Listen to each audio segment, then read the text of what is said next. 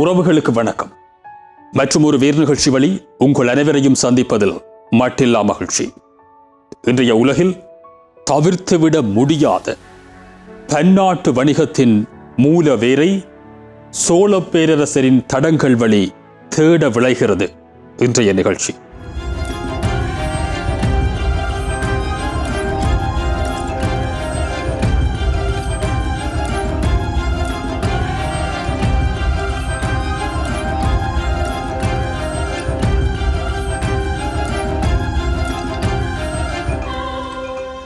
உலக மயமாதல் பற்றி அதிகம் பேசும் இன்றைய உலகத்தில் நாடுகளுக்கிடையேயான வர்த்தகம் ஒரு பொருளாதார முக்கியத்துவத்தை மட்டும் கொண்டிருக்கவில்லை என்பது பலரும் அறிந்தது.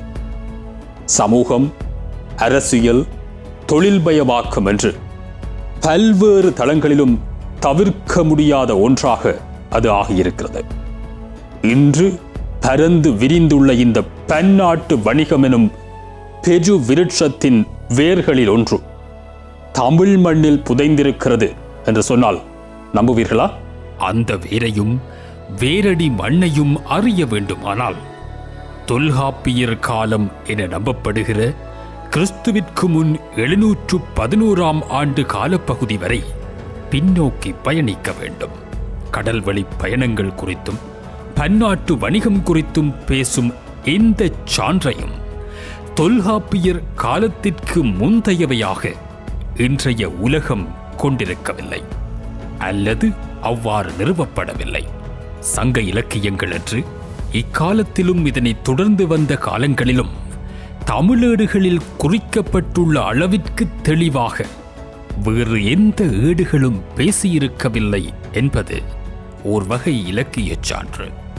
நளியிரு முன்னீர் நாவாயோட்டி வழிதொழில் ஆண்ட உறவோன் மருக களியியல் யானை கரிகால் வளவ சென்று அமர் கடந்தனின் ஆற்றல் தோன்றவென்றோய் நின்னினும் நல்ல நன்றே கலிகொள் யானர் வென்ற பரந்தலை மிக புகழ் உலகமெய்தி புறப்புண் நாணி வடக்கிருந்தோரே என்பது சோழ கரிகாட் பெருவளத்தானை போற்றி பாடப்பட்டிருக்கும் புறநானூற்றுப் பாடல்.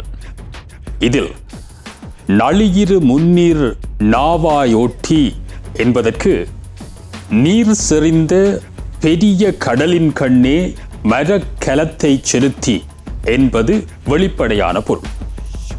ஆக கடற்கலத்தை குறிக்கும் நாவாய் என்கிற சொல் சங்க காலத்திலிருந்தே வழக்கத்தில் இருந்திருக்கிறது என்றால் அதற்கு முற்பட்ட காலத்திலிருந்தே அது பயன்பாட்டில் இருந்திருக்க வேண்டும். பாய்மர கப்பல்களின் அடிப்படை வடிவம்தான் இந்த நாவா என்பது.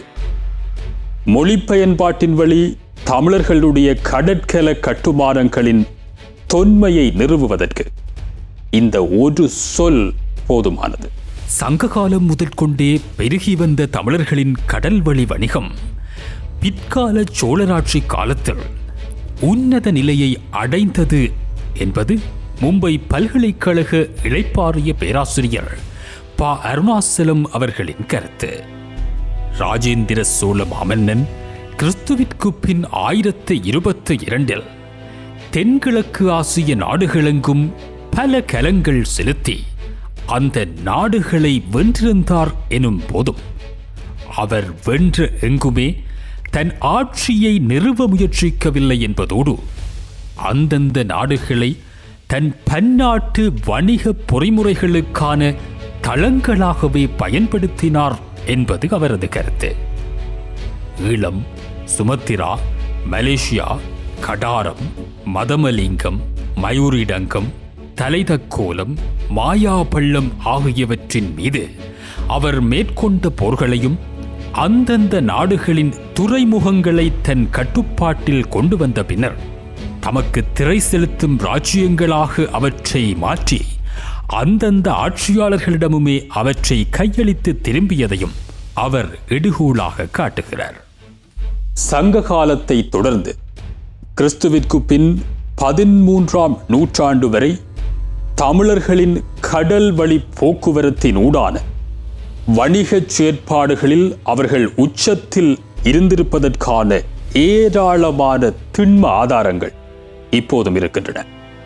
குறிப்பாக சோழர் காலம் என்று விளிக்கத் தகுந்த கிறிஸ்துவிற்கு பின் 9ஆம் நூற்றாண்டு முதலாக உலகம் முழுவதும் தமிழர்களின் வணிக செயற்பாடுகள் பரவியிருந்ததற்கான ஆதாரங்கள் திண்ம ஆதாரங்களாகவே காணப்படுகின்றன.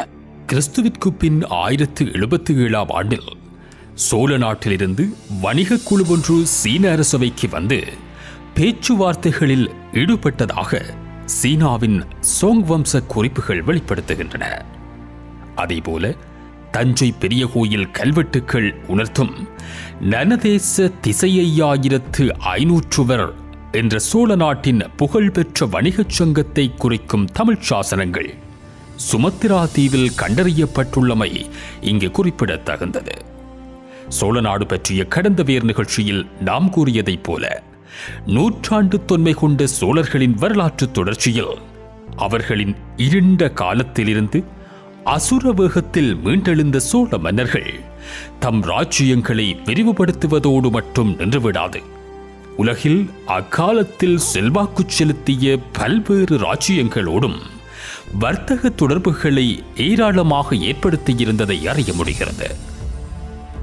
படைபலத்தில் சிறந்தவர்களாக இருந்த சோழ மன்னர்களை பொறுத்தவரை கடல் வழி பயண திட்டங்களை வகுப்பதோ தமது திட்டங்களுக்கு தடையாக உள்ள நாடுகளை வெற்றி கொள்வதோ ஒரு பெரிய விடயமாக இருக்கவில்லை. சோழ நாட்டுக்கு வெளியில் அவர்கள் நிகழ்த்திய போர்கள் மூலமாக இதனை தெளிவாக உணர முடியும். உதாரணமாக 1025 ஸ்ரீவிஜயா மீது சோழர்களின் படையெடுப்பு, 1068 கடாரம் மீதான படையெடுப்பு, ஈழம் மீதான சோழர்களின் படையெடுப்புகளும் இலங்கையின் துறைமுக நகரங்களை தன் கட்டுப்பாட்டில் வைத்திருப்பது, அவர்கள் காட்டிய ஆர்வமும் என பல்வேறு விடயங்களை இதற்கான உதாரணங்களாக கொள்ள முடியும். படை நடவடிக்கைகளுக்கும் வணிக செயற்பாடுகளுக்கும் சோழர்கள் பயன்படுத்திய கப்பற் கட்டுமானங்கள் ஆச்சரியத்தின் உச்சமாக அமைகின்றன. மேலும் காணொளிகளை காண தமிழ் விஷன் HD சப்ஸ்கிரைப் செய்வதோடு கீழுள்ள பெல் பட்டனை அழுத்தி அப்டேட்களை உடனுக்குடன் பெற்றுக்கொள்ளுங்கள். பூம்புகார் நகரிலிருந்து 19 கல் தொலைவில் கடலுக்குள் கண்டெடுக்கப்பட்ட கப்பலின் சிதைவுகள் கிறிஸ்துவிற்கு பின் 200க்கும் 848க்கும் இடைப்பட்ட காலத்தை சேர்ந்தவை என்ற கருதுகோள்கள் நிலவுகின்றன. இந்த சிதைவுகளை மாதிரியாக கொண்டு இந்திய தொல்பொருள் ஆய்வுத்துறையினர் அமைத்துள்ள அந்த கப்பலின் அடிப்பாகம் திருநெல்வேலி கடல்சார் அருங்காட்சியகத்தில் காட்சிப்படுத்தப்பட்டிருக்கிறது. கம்போடிய நாட்டு ஆங்கோட் கோவிலிலும் இந்தோனேசிய பொராபுதூர் கோவிலிலும் உள்ள கல்வெட்டுக்கள் கொண்டிருக்கும் சோழர் கால கப்பற் கட்டுமானங்கள் குறித்த உருவங்கள் இன்றும் நிலை பெற்றுள்ள மற்றொரு சான்று. டைக்ரட்டிஸ் யூப்ரட்டிஸ் நதிகளுக்கிடையில் அமைந்திருந்த சால்டியா என்கிற பிரதேசம் சோழர் கால கடல் வழி வணிகத்தின் முக்கிய பகுதியாக இருந்ததாக சொல்லப்படுகிறது. பயணங்களின் போது சோழர்கள் தரித்துச் செல்வதற்கான குடியிருப்புகளே அவை என்றும் அவை சோழ தேசம் என்று அழைக்கப்பட்டதாகவும், காலப்போக்கில் சோழ தேசம் என்ற சொல் மருவி சல்தே என்று ஆகியது என்பதும் சில நூலாசிரியர்களின் கருத்து. இருப்பினும் இந்த விடயத்தில் எதிர்காலத்தில் நிகழப்போகிற ஆய்வுகள்தான் இந்த தொடர்புகளை திண்ம வழி சான்றுகளாக நிறுவ வேண்டும். குவாசிரில், காடிம் மற்றும் பெர்னிகே ஆகிய எகிப்து செங்கடல் துறைமுகங்களில் அகழ்ந்து எடுக்கப்பட்ட உடைந்த மட்பாண்ட துண்டுகளில் பண்டைய பிராமி தமிழ் எழுத்துக்கள் பொறிக்கப்பட்டிருப்பது உறுதிப்படுத்தப்பட்டிருக்கிறது. இந்த எழுத்துக்கள் உரிப்பானை என்ற தமிழ் சொல்லை குறிப்பதாக ஆய்வாளர்கள் கூறுகின்றனர். தொடக்க நூற்றாண்டுகளில் செங்கடல் வழியாக தமிழ்நாட்டிற்கும் ரோம் நகருக்கும் இடையே இருந்த வியாபார தொடர்புகளுக்கான அழுத்தமான ஆதாரங்களாக இவற்றை கருத முடியும். உலகத்தில் கப்பல் கட்டுமானத்தில் சிறந்தவர்களும் இன்றைய நவீன கப்பல் கட்டுமான தொழில்நுட்பங்களின் மூதாதையர்களும் கிரேக்கர்களே என்ற பெரும்பான்மை கருத்துக்களை சங்ககாலம் முதல் சோழர் காலம் வரையுள்ள இவை போன்ற ஆதாரங்கள் மூலம் வெகுவாக மறுதலிக்க முடியும். ஐரோப்பிய நாடுகாண் பயணி மார்க்கோ போலோவின் குறிப்புகளிலிருந்து அக்கால கப்பல்கள் எப்படி இருந்திருக்கும் என்ற ஒரு தோற்றப்பாட்டை ஏற்படுத்திக் கொள்ள முடிகிறது. 1292 ஆண்டு சேர்ந்து இந்திய கப்பல்களை பற்றி சொல்லும் மார்க்கோ போலோ மரத்தால் அவை கட்டப்பட்டிருந்ததாகவும் ஒவ்வொரு பாகமும் நல்ல முறையில் பலகைகள் பொருத்தப்பட்டு இரும்பு ஆணிகளால் இணைக்கப்பட்டிருந்ததாகவும் காய்ந்த சுண்ணாம்பும் தாவர இலைகளும் கலந்த ஏதோ ஒரு கலவையில் ஒரு மரத்திலிருந்து எடுக்கப்பட்ட எண்ணெய் சேர்க்கப்பட்டு உறுதியாக கட்டப்பட்ட பூச்சு கப்பலின் அடிப்பாகத்தில் பூசப்பட்டிருந்ததாகவும் விவரிக்கிறார்.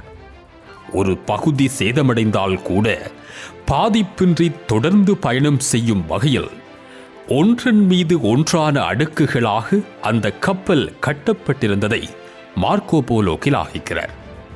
இதிலிருந்து அதுவரை ஐரோப்பியர்களிடம் அதுபோன்றதொரு கட்டுமானம் இருந்திருக்கவில்லை என்ற முடிவுக்கு வரலாம். 1877 ஆண்டில் நத்தானியல் ஹெர்சோப் என்கிற அமெரிக்கர் தான் கட்டுமரத்தின் மாதிரியை முதலில் உருவாக்கினார் என்கிற கருதுகோளும் இதிலிருந்து அடிபட்டு போகிறது. கடலோடி என்கிற புத்தகத்தில் அதன் ஆசிரியர் நரசொய்யா குறிப்பிடும் போது தமிழ் இலக்கியங்கள் பலவற்றிலும் கடலும் கலமும் சாதாரணமாய் பிரயோகிக்கப்பட்டதிலிருந்து தமிழர் கடலை தமது வாழ்க்கையில் ஒரு பகுதியாக அமைத்துக் கொண்டதை அறிகிறோம் என்று எழுதியிருக்கிறார். இதைப்போல இலக்கிய சான்றுகளாக உள்ள தொன்மைகளை உறுதிப்படுத்துவதற்கான ஆய்வுகள்தான் இன்றைய தேவை. சோழர் கால தமிழகத்தில் அமைக்கப்பட்டது போன்ற அதிகளவான துறைமுகங்கள் பிற்காலத்தில் எப்போதுமே அமைக்கப்படவில்லை என்பதிலிருந்து கடல் மேலாண்மையில் சோழர்களின் வல்லமையை காட்டிவிட முடியும்.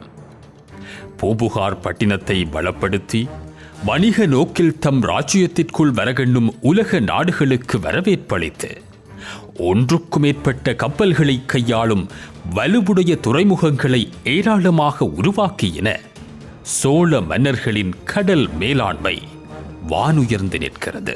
பாண்டியர்கள், சேரர்கள் என்று மூவேந்தர்களுமே கப்பல் கடல் சார்ந்த ஆளுமைகளை பதித்திருக்கிற போதும் சோழ மன்னர்கள் உலகளவில் பதித்து வைத்திருக்கும் தடத்தை உலகின் வேறெந்த ராஜ்யமும் பெறவில்லை என்பது உண்மை.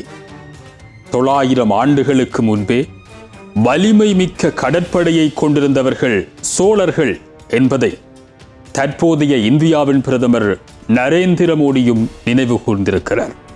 2017 நவம்பரில் நாட்டு மக்களுக்கு பிரதமர் நரேந்திர மோடி ஆற்றிய உரை இது. சோழ மன்னர்களின் கடற்படைகளில் பெண்கள் இணைக்கப்பட்டிருந்ததிலிருந்து பெண்களை படைகளில் இணைத்த உலகின் முதல் இராணுவ கட்டமைப்பாகவும் சோழர்களின் படை அமைந்திருந்ததை அவர் பதிவு செய்திருக்கிறார்.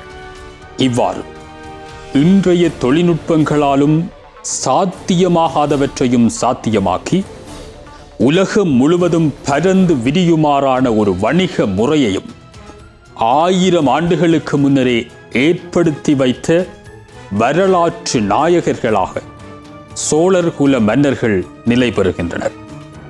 கடலாமைகளின் வழித்தடங்கள் கொண்டு உருவான பயணப்பாதைகள், வான்பொருட்களின் தோற்றத்தை கொண்டு காலத்தையும் திசையையும் கணிக்கும் நுண்ணறிவு என்று தமிழரின் அறிவியல் தொன்ம வேர் நீண்டு கொண்டே செல்கிறது.